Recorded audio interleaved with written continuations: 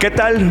¿Cómo están? Bueno, pues estamos aquí en el 56º Congreso Internacional de Cirugía Plástica, nada más y nada menos que en la hermosísima Ciudad de México. Y qué mejor que estar aquí con dos grandes cirujanos plásticos, amigos y colegas, con una gran experiencia que se van a quedar con el ojo cuadrado de lo que vamos a platicar ahorita. Déjenme presentarles primero a mi amigo Pancho Bucio, gran cirujano plástico, pero mejor preséntate tú un poquito. Sí, soy Francisco Bucio, mejor conocido como Pancho Bucio, Montemayor. Soy cirujano plástico, reconstructor también, principalmente me dedico a la cirugía estética, radico y trabajo en la ciudad de Tijuana, y es un honor estar aquí con estos grandes cirujanos, con Jorge y con Ricardo. Muchas gracias, Pancho. Y déjenme presentarles a Ricardo Cienfuegos. Es un gran cirujano plástico con mucha experiencia en cirugía reconstructiva, pero volvemos a lo mismo, mejor que se presente él. Bien, yo soy Ricardo Cienfuegos, también cirujano plástico reconstructivo, y principalmente yo lo que tengo como foco profesional es la atención del trauma y básicamente el trauma facial. Muy interesante. Así que déjenme decirles, para aquellos que piensan que la cirugía plástica es solo estética, están en un error. Nuestra base de la formación es la cirugía reconstructiva. ¿Están de acuerdo ustedes en eso de la base de la formación? Totalmente, es la base, que es el elemento básico, como la foundation de la cirugía, y de ahí vienen todas las demás ramas de quemados y de todo, y luego la cirugía estética de todo el cuerpo, que tiene las bases reconstructivas. Así es. ¿Estás de acuerdo? Sí, por supuesto. Históricamente la cirugía siempre se empezó a ver por parte de la reconstrucción desde tiempos inmemoriales, y obvio también hay que darle crédito a nuestros colegas anestesiólogos. Conforme aparece la anestesia y se va haciendo segura, se van derivando, como siendo complejos los procedimientos de cirugía, y aparece la cirugía cosmética, que va de la mano con la parte reconstructiva. No hay una línea que divida las dos áreas de la especialidad. Excelente.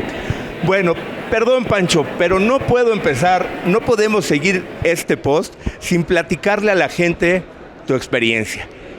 Pancho tuvo una experiencia única me refiero única para él en el tema de la cirugía reconstructiva, pero qué mejor que él nos platique la experiencia que tuvo como médico y como paciente. Básicamente, yo, siendo residente de cirugía plástica en el Hospital General de México, quedé atrapado durante el terremoto de 1985, el cual perdí prácticamente la mano derecha. Se me fue reconstruida, entre otras personas, por el equipo donde estaba todavía joven el doctor Cienfuegos, yo también. Todavía estaba todavía más joven. Y pero había otros arriba de nosotros, y fue para mí una gran cosa que ustedes me hayan... Casi era como hermano para ustedes, porque me trataron muy increíblemente. Se me reconstruyó la mano ahí en el hospital de la Raza, el doctor Huerta, que hay que darle siempre crédito al gran maestro, y posteriormente vino la oportunidad de hacer una reconstrucción por el mejor cirujano plástico del mundo, el mejor microcirujano de esa época, que era el doctor Harry Bonnke, en San Francisco, el cual me trasplantó 2 dedos de los pies, y desde entonces, después de reconstruir, él me dio todas las armas para poder volver a operar, y tengo prácticamente 40 años que se me hizo esta reconstrucción de los dedos, de 2 dedos de los pies, y tengo 35 años de trabajar en Tijuana en práctica privada, haciendo cirugía principalmente estética, aunque el primer año estuve haciendo mucha reconstructiva en el Hospital General de México. Así es, pero Ricardo, platícanos un poquito cómo es, porque se mencionó muy a la ligera, cómo es esa cirugía en donde le reconstruyen la mano utilizando un dedo o unos dedos del pie. Bueno, aquí lo que vale la pena es verlo en una línea del tiempo. Intentemos reconstruir el tiempo.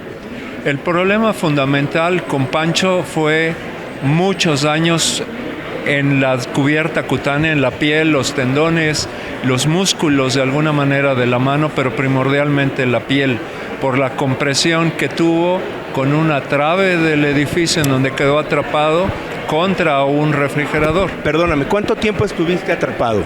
4 días, precisamente con la trabia aplastando la mano.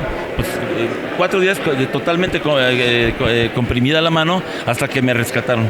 4 días después. 4 días después. Perdón, seguimos. En ese tiempo, Javier Huerta Rivadeneira era uno de nuestros profesores en el Hospital de Especialidades de La Raza y él dirigía el área microquirúrgica. De hecho, él estableció todos los procedimientos de microcirugía en La Raza junto con el doctor José García Velasco. En esa época estaba Javier, que era el médico adscrito, había un grupo de residentes de último año, entre ellos estaban Federico Íñigo, Martín Iglesias, la generación siguiente. Que por aquí andan todos ellos. Pedro Ramírez, que está en Chihuahua, de Chihuahua y radicado allá desde hace muchos años, Bernardo Cervantes, y nosotros que éramos en esa época residentes de segundo año. Entonces, cuando llegó Pancho, se intentó hacer una revascularización. La revascularización, por el tiempo de compresión que tenía la mano, no funcionó adecuadamente y lo prioritario era conservar la mayor parte de estructura esquelética de esa mano y al máximo posible la función. Entonces se tomó una decisión que fue el hacer un colgajo, levantar una lengüeta de tejido del abdomen, lo que se llama técnicamente un colgajo inguinal, que, comentario al margen, hasta este momento es el colgajo inguinal más grande que yo he visto levantar en mi vida, ¿sí? Para poder cubrir la mano, mantenerla ahí en lo que esa piel y la grasa que llevaba tomaba circulación del antebrazo de Pancho, para 3 semanas después liberarlo, mantener cierto grado de movilización para empezar a rehabilitar la mano, y ya después de algún tiempo, como comentaba él mismo, fue a San Francisco para que hicieran el trasplante de dedos de pie a mano. Adelante. Quiero comentar. En realidad, el trasplante de dedos de los pies, el doctor Huerta ya era un experto, él ya lo dominaba. El problema es que la ciudad era un caos en ese momento. El doctor le dieron la plaza de Veracruz, él estaba aquí en La Raza, el jefe. Le dijo, ¿sabes qué, Pancho? Me voy a Veracruz. Y cuando le pregunté, oye, ¿tienes todo para allá? Yo me voy contigo, te sigo. Bueno, me dice, pues tengo un microscopio, una amiga mía tiene un microscopio, yo llevo las suturas, y dije, creo que mejor me voy a ir a San Francisco. Me voy a Estados Unidos. Déjenme decirles 2 cosas, bueno, 3, muy rápidas. 1, donde él se quedó atrapado fue en un hospital. Fue adentro de un hospital, no fue en una casa, fue en un hospital, y ahí es donde estuvo 4 días. Complementando un poquito lo que decía Ricardo, cuando nos referimos a colgajo, se refiere levantar una parte de la piel de otra zona, dejando una parte siempre pegada a la piel, una parte no se corta. ¿Para qué? Para que por ahí pueda llegar sangre y pudieron poner la mano en la ingle, cubrirla con esa piel que levantaron de la ingle para poderle dar una cubierta a la mano. Y ahorita vamos a esta parte. Y la otra que creo que vale la pena para la gente que nos ve, nosotros siempre, los cirujanos plásticos, tenemos 3 prioridades. Más bien tenemos que darle prioridades a estas situaciones estéticas. Estas prioridades son 3. Primero, tenemos que ver la vida. Lo primero es que rescatar la vida del paciente. La segunda, ¿cuál sería? La función. La función. La segunda es la función. Y la estética. Así es. Y la tercera es la estética. Como pueden ver, el orden de prioridades son la vida, la función y la estética. Ahora, Pancho, te pasaron un dedo o 2 dedos del pie a la mano. Ajá. ¿Qué pasó con tu pie? La gente va a decir, bueno, ¿y qué pasó con el pie? Bueno, digo, usando un poquito el humor, yo y otro amigo que por cierto también tiene un colgajo, un dedo trasplantado, digo que literalmente somos cirujanos que operamos con las patas, literalmente. Porque, muy buena. Entonces, ¿cuál fue la pregunta? ¿Se me fue la onda? ¿Qué pasó con tu pie? Bueno, en realidad ese es el segundo ortejo el segundo dedo de cada pie. Entonces tengo 4 dedos en cada pie, ¿ok? Y lo hizo también que corrí maratones después, seguí haciendo ejercicio. No te puedo decir que son los pies más bonitos del mundo tampoco, ¿verdad? Pero ya más bien son como medio de geisha, más delgaditos, pero funcionan y aguanto bien. Lo único que sí, tengo que usar zapatos muy acolchonados porque sí, pues hay una cicatriz y pues sí que en cierto momento los zapatos duros molestan, ¿no? Así es, porque es muy importante, Ricardo, estarás tú de acuerdo que en estos temas de reconstrucción, cuando tenemos que tomar tejido de otra parte del cuerpo, tenemos que buscar no dejar daño o el menor daño posible en la parte que le llamamos donadora, que es la parte donde se toma el colgajo. ¿Qué opinas de esto? Eso es una de las premisas fundamentales y probablemente también volviéndonos a los antecedentes que hay como especialidad, está descrito desde tiempos de los egipcios cuando hacían las reconstrucciones nasales bajando una porción de piel de la frente, que es un procedimiento con muchos refinamientos que hasta el momento actual se ha utilizado. Probablemente el boom de la reconstrucción en muchas áreas del organismo viene a darse con las guerras y primordialmente la Primera Guerra Mundial, que empezaron a mover tejidos a distancia mediante recursos técnicos, obviamente adecuados a la época en que se dieron estos, y hasta la fecha hay muchas normas que se siguen respetando. Buscar que la piel tenga un match adecuado que deje la menor secuela funcional, la menor secuela cosmética posible, que incluso esto lleva a que los pacientes se les pueda hacer un procedimiento grande de reconstrucción y después se puedan hacer un par de procedimientos complementarios para refinamientos y mejoras del área de donde se tomó ese tejido. Excelente. Muy importante tratar de no dejar un daño en la parte, o el menor, porque siempre se va a provocar algún daño de algún tamaño, pero el menor, y cuidar siempre la funcionalidad. Ahora, vamos a platicar un poquito sin dejar tu tema, que todavía hay muchas preguntas que van a tener, de la cirugía de reconstrucción facial, ¿no? Yo creo que una de las preguntas muy comunes que te llega a un paciente consciente con un trauma facial está más preocupado por la estética que por cualquier otra situación. ¿Cómo enfrentas tú estas situaciones? ¿Cómo le explicas al paciente? ¿O cuál es tu prioridad en ese momento? Bueno, como comentamos hace un momento, la prioridad número uno es mantener la vida del paciente. Existen protocolos desde hace muchos años que tienden a darle la atención inicial a un paciente accidentado, específica y concretamente en la primera hora. El protocolo ATLS, que es indispensable y es un lenguaje universal que se aplica para un paciente de trauma. Ya que se tiene eso, se puede pasar a hacer una revisión del área afectada, además de otras zonas, sí, que pueden tener comprometidos estos pacientes, que varía mucho de acuerdo al mecanismo con el que se produce ese accidente. Y desde la perspectiva, ya que vimos que no hay riesgos para la vida del paciente, para la función primordialmente sangrado o la respiración, ¿sí?, podemos pasar a hacer un análisis de las lesiones de la cara. Hasta este momento es indispensable el explorar de manera completa, adecuada a ese paciente. Hay que considerar que esos pacientes llegan a requerir un trabajo interdisciplinario, es decir, neurocirujano. El paciente se golpeó la cara y obviamente lo que está unos milímetros atrás de la cara es el cerebro y puede tener daños. Entonces hay que descartar problemas, hay que ver la parte visual, la valoración oftalmológica, y ya que tenemos esa cuestión que van encaminados a la vida y la función, enfocarnos a la cara, hablar con el paciente con claridad, complementar lo que nosotros percibimos y registramos al hacer esa exploración del paciente, ¿sí?, a poder complementarlo con estudios de imagen, entiéndase una tomografía, que es un estudio rápido, muy completo y que nos da una imagen muy adecuada y apegada a lo que tiene ese paciente.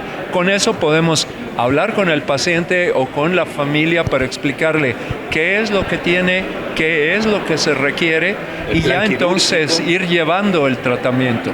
Obvio, hay pacientes que pueden, por fortuna, no requerir tratamiento con más que vigilancia.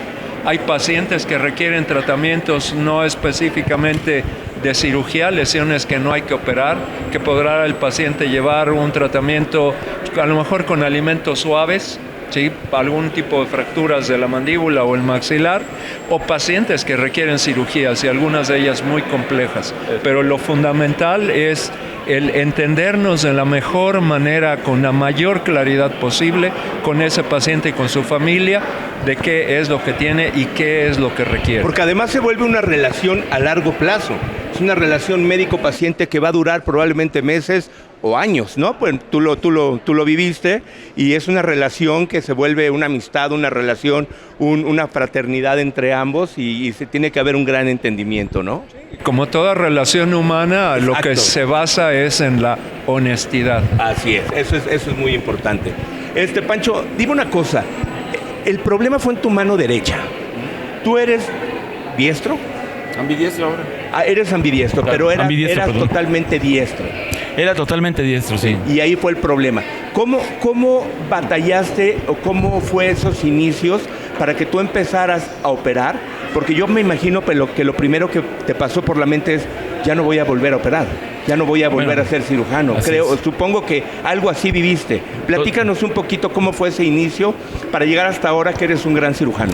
Sí, bueno, de hecho, al principio se pensó, ni yo quería ya realmente, yo no digo, pues yo me quería salir vivo, volvemos a lo mismo, primero vivo, ¿no? Primero la vida, claro. Y luego ya pensar, pues reconstruirlo, preservar la máxima de función. Y ya que me fui a San Francisco, ellos me hicieron, no sé, creo que 12 cirugías o algo así, lavados, y ya ni me acuerdo, fasciotomías y todo lo que hacemos los cirujanos, ¿no? Entonces, ya estando allá, pues te digo, este doctor vino a mi boda después, o sea, era como mi papá el doctor, o sea, tuvimos mucha relación con el doctor Bonqui, porque para empezar me recibió como colega, o sea, él dijo, un cirujano plástico que le pasó en México, vente, y me recibió, nunca me cobró un quinto con todas las cirugías de cientos de miles de dólares que cobran allá. Pero él, una de las cosas que él y su hijo, que también ahorita es el mejor microcirujano de Estados Unidos, Greg Bonqui, yo le pregunté, oiga, ¿usted qué? Yo no sabía realmente, dije, pero tampoco quería hacer otra cosa. Yo me iba a ir a estudiar, quería irme a Suiza a estudiar, ¿cómo se llama? Para hotelería, ¿cómo se llama? De gourmet y de cocinería. Ya no me importa ser chef. Yo no quería hacer cirugía plástica, algo que no fuera cirugía plástica. Pero el doctor Bonqui me dijo, mira, yo te estoy haciendo la cirugía para que tengas pinza fina y tú puedes agarrar los instrumentos de microcirugía y los equipos. Llega su hijo de Stanford, que estaba haciendo la especialidad, más o menos es contemporáneo nuestro, y me dice, oye Pancho, vengo regresando de rotar, hacer mi rotación y estamos haciendo liposucciones. Estaban empezando realmente la liposucción en esa época, estaba muy verde todo, ¿no? Me dice, lo único que tienes que hacer es con esta mano empujar la cánula y con la otra mano es la que va a guiar. Entonces, desde ahí empecé, ¿no? Fue, digamos, lo más básico. Dije, ok. Después, para la destreza, me entrené ahí mismo, en ese hospital, que tenían laboratorios de microcirugía, porque es un hospital de enseñanza privado, por cierto, que van de San Francisco, de State, de San Francisco State, de Stanford, de muchas partes del mundo. Entonces ahí aprendí a hacer microcirugía, que era lo más fino que se hace. En la cirugía plástica no hay nada más preciso que la microcirugía, que es bajo microscopio, tienes que usar pinzas así finísimas, suturas de más delgadas de un cabello. Volvemos a lo mismo, la habilidad del cirujano que tiene que adquirir. Y poquito a poquito, empecé, te digo, con la idea de liposucciones, ¿no? Y poco a poco tenía que usar la mano, por ejemplo, para suturar, porque con esta mano tengo que suturar, con esta mano tengo que usar las tijeras. Entonces me hice ambidiestro realmente, ¿verdad? Pero eso fue desde el principio, porque al principio estás una mano por acá y con otra te tienes que lavar los dientes. Claro. Y al principio te sacas los ojos y no tienes Por supuesto. Déjenme hacer aquí un paréntesis que creo que vale la pena señalar. Sin duda el doctor Harry Bonqui y su hijo Greg son unos grandes cirujanos plásticos, pero en México tenemos excelentes microcirujanos plásticos que hacen microcirugía, pero en México tenemos grandes microcirujanos que se codean al tú por tú con cualquier cirujano plástico de cualquier parte del mundo. Se los digo con todo el conocimiento, son amigos nuestros, son colegas nuestros, presentan por todo el mundo. Así y en México tenemos una gran microcirugía. Vale la pena resaltarlo y además, por supuesto, que son miembros de esta asociación. Y aquí andan por aquí ahorita. Y andan por aquí y bueno, creo que por supuesto hay que darle honor a quien honor merece, los grandes profesores a nivel mundial, pero también aquí ya tenemos grandes profesores que son excelentes cirujanos plásticos. ¿Estarán de acuerdo? Y Por supuesto, ¿no? Por supuesto. Ahora, vamos a pasar un poquito de la parte de la cirugía reconstructiva a en qué punto se relaciona la cirugía reconstructiva con la estética, con la cirugía estética. ¿Haces tú algo de cirugía estética? Muy poco. Mi desarrollo profesional primordialmente ha estado y seguirá derivado hacia la parte reconstructiva, pero no hay una línea. O sea, la línea es tan delgada que no sabes en qué momento se transpone un área con la otra. No se puede dividir. ¿Sí? Eso es una parte fundamental a entender. Y una de las cuestiones que hay que muchas veces nos cuesta trabajo ver cuando empezamos a hacer el programa de residencia médica en cirugía plástica es el entender que la cirugía reconstructiva fue el área que dio pie a que se desarrollara la cirugía cosmética. Si nosotros revisamos la lista de procedimientos básicos que se consideran desde la perspectiva reconstructiva, son indispensables como conocimiento, como habilidades motoras para poder hacer procedimientos de cirugía cosmética. Exactamente. O sea, la cirugía nasal, ¿qué es lo que tiene? Accesos, las incisiones que se hacen dentro o fuera de la nariz, la disección de la estructura tanto de cartílago como esquelética nasal para modificar la forma, para ayudar también con la función ventilatoria y obviamente el aspecto estético final va ahí. Los liftings faciales, ¿en qué se basan? En lo que comentábamos hace un momento, utilizado en un caso extremo para reconstruir los colgajos, el levantamiento, el despegamiento de los tejidos, sí, ahora que se hacen en distintas profundidades, siguen siendo colgajos. Y así es, toda la cirugía cosmética tiene la base reconstructiva y eso es algo que vale la pena considerar. Por eso, incluso la especialidad mantiene el nombre de cirugía plástica, estética y reconstructiva. Así es. Además, yo creo, no sé si están ustedes de acuerdo, opinión personal, yo creo que hay pocas cosas más estéticas que la armonía, tener todo en su lugar, la simetría, creo que eso es lo que ayuda mucho a una gran estética, ¿no? Yo creo que es muy importante. Y otro punto, a ver, ¿tú qué piensas, Pancho? ¿Por qué dices que la línea es casi imperceptible entre la reconstrucción y la estética? Mi punto de vista personal sería porque el cirujano reconstructivo trae en la mente totalmente la estética. ¿Dónde va a esconder la cicatriz? Que se note lo menos posible. No nada más se trata de voy a armar el rompecabezas, por decirlo así, sino lo voy a armar para que queden las piezas en su lugar y estéticamente queden de la mejor forma posible y lo menos notoria. No es que no haga estética, es que lo trae en la mente al momento de hacer la reconstrucción. ¿Estás de acuerdo? De acuerdo, digo, todo, volvemos al mismo, estamos basados en los principios de la cirugía reconstructiva porque así empezó, nadie empezó a hacer liposucciones primero se empezó a reconstruir la nariz hace siglos, se reconstruyeron después quemados en las guerras napoleónicas, en las guerras civiles de Estados Unidos, amputados, hay muchas, fue una evolución hasta traumática, siempre las guerras desafortunadamente han sido de los grandes catalizadores de la cirugía, de todo el tipo de cirugía, de salvamiento, de reconstrucción, de todo, ¿no?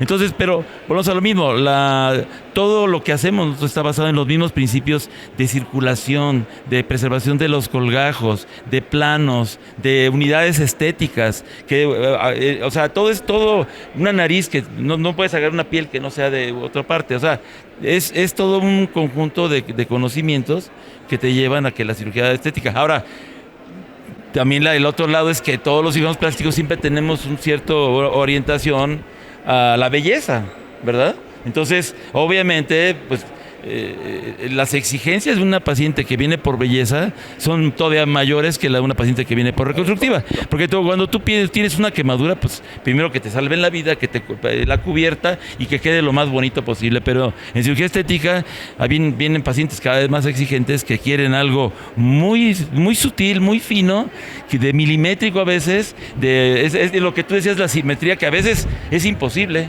¿verdad? De broma, eso me lo dijo una paciente, por ejemplo, cuando hacemos levantamientos de busto, dice, ok, doctor, ya sé que son hermanas y no son gemelas, ¿no? Que en realidad también es un hecho, ¿no? La simetría es importante visualmente, pero no existe la simetría en nuestro cuerpo. En realidad no es al 100%. Oye, Pancho, como el paciente que llega, que es muy común, nos ha pasado a todos, y esos pacientes que se ven durante horas en el espejo y te dicen, doctor, fíjese bien, un ojo lo tengo un poquito más chiquito que el otro. Hágamelos iguales, ¿no? Aparte, en eso no consiste la belleza. Exacto. De hecho, hay un efecto visual en el cerebro. Tenemos implantada lo que es la imagen, que ese es otro de los problemas que también vienen después, ¿no? La imagen de la paciente, que tanto realmente se percibe. Y la realidad de lo que ella percibe. A veces, ya sabes que las mujeres nos sentimos fuertes y en realidad ya te ves al espejo y dices, no, por ahí no va. Por ahí no va. Oye, ¿y qué es lo que haces tú? ¿Qué es lo que más haces, Pancho? Bueno, siempre hice, empecé con la cuestión de liposucción, luego me seguí prácticamente a todo el cuerpo. Tuve una clínica durante 25 años y ahí hacía absolutamente todo, desde láseres, botox, absolutamente todo, cara, nariz y reconstrucción.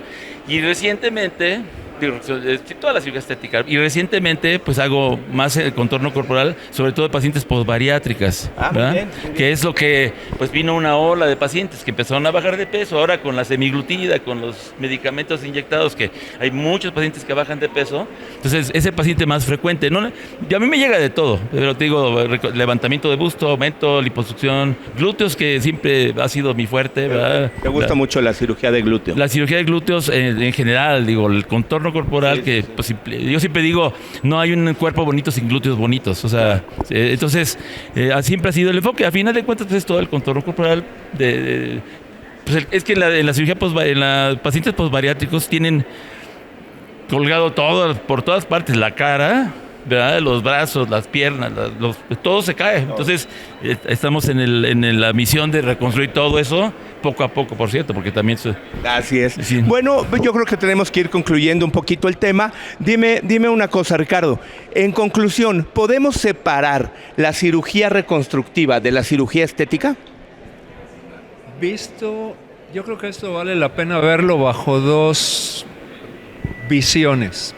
Una, la visión del paciente, y sencillamente es imposible. El paciente que va a un procedimiento reconstructivo, sí es importante mantenerle la vida, restituirle la función, pero también está interesado en la estética. Obviamente los recursos técnicos, los recursos tecnológicos nos permiten que se puedan hacer muchas cosas que hace 50 años probablemente no eran factibles.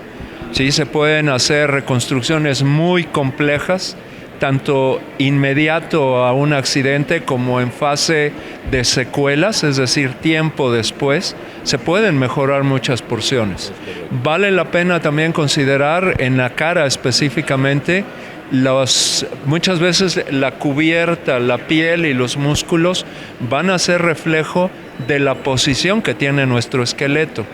Y el esqueleto vale la pena darle las mejores posibilidades de regresar al sitio y al volumen más cercano a lo que tenía previo para poder restaurar el aspecto exterior de la cara.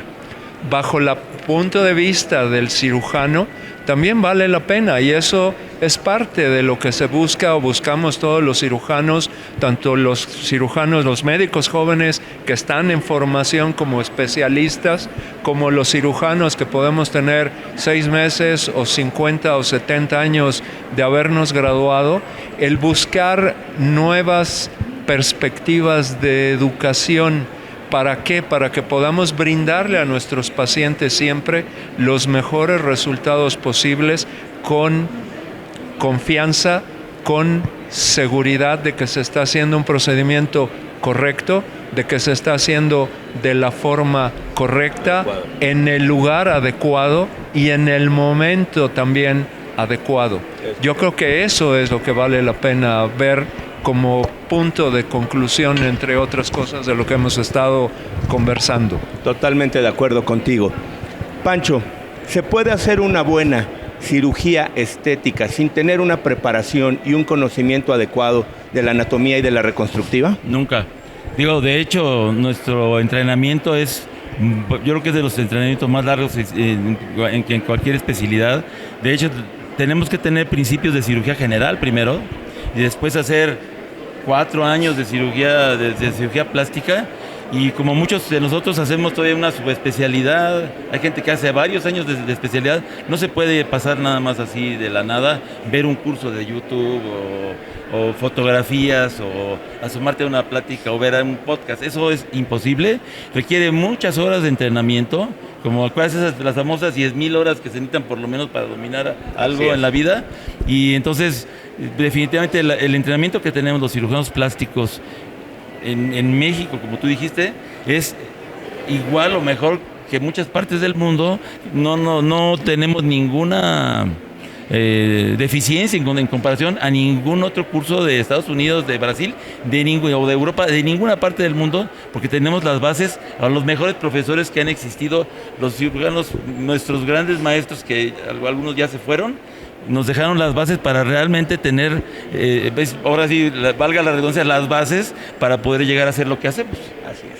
Bueno, pues mi conclusión sería que creo que lo tenemos muy claro aquí con estos grandes amigos y expertos, que no puede haber una buena cirugía estética sin un gran conocimiento de la cirugía reconstructiva. La única especialidad que controla, domina y sobre todo tiene la preparación completa para poder hacer cirugía estética y reconstructiva es el cirujano plástico, estético y reconstructivo. Creo que eso sería mi mensaje final. ¿Tu mensaje final, Ricardo?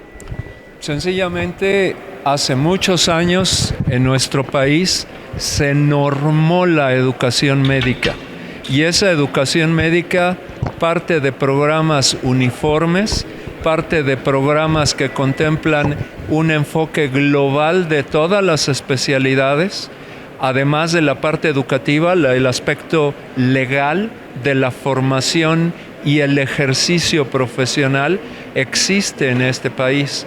Y hay cosas, por ejemplo, que vale la pena considerar, que por aspecto de ley, quien se denomina cirujano es porque es egresado de un programa formal de residencia. Es correcto. Eso es algo que debemos tener siempre en mente. Cirujano es igual a egresado de un programa de residencia médica.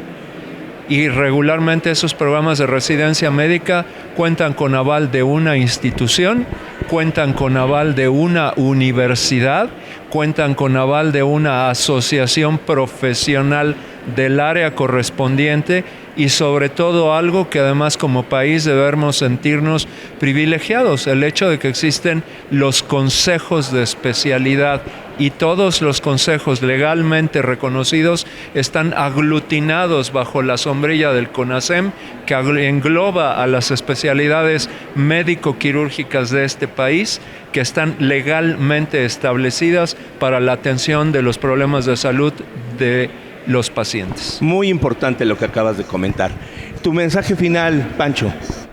Pues nada, que la recomendación a la gente que ve este podcast es precisamente que no nos crean necesariamente a nosotros, que hagan una investigación. Ahora que hay tantas redes sociales, hay mucha cosa por ahí que no son ciertas, otras que son exageradas, pero lo más importante, ya lo que dijo Ricardo, es checar a tu doctor con Oye, ¿tienes Consejo Mexicano de Cirugía Plástica? ¿Estás en una asociación de tu estado, de tu ciudad?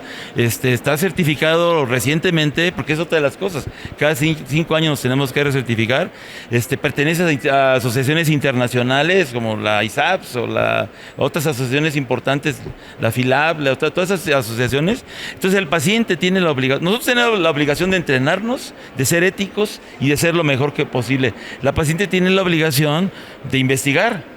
Hay gente que investiga más los horsepower de los carros que a su cirujano o al perfume. O sea, entonces yo creo que es súper importante que educar a la gente para que haga investigación, pero real, no nada más de ver a ver quién tiene el YouTube, ¿cómo se llama? El podcast más chistoso, lo más chistoso, o el que baila más bonito, sino que correcto. Una historia, reviews, etcétera, ¿no? Por eso insistimos tanto en verifiquen primero que su médico sea un especialista, segundo, de preferencia que sea miembro de alguna asociación, en este caso de la Asociación de Cirugía Plástica, y si puede o pertenece al Consejo de Cirugía Plástica, pues saben que tiene una gran preparación y su salud, como siempre lo decimos, va a estar en buenas manos. Mi querido Ricardo, venga esa mano, muchas gracias. Gracias por todo. Mi querido Pancho, venga ese pie.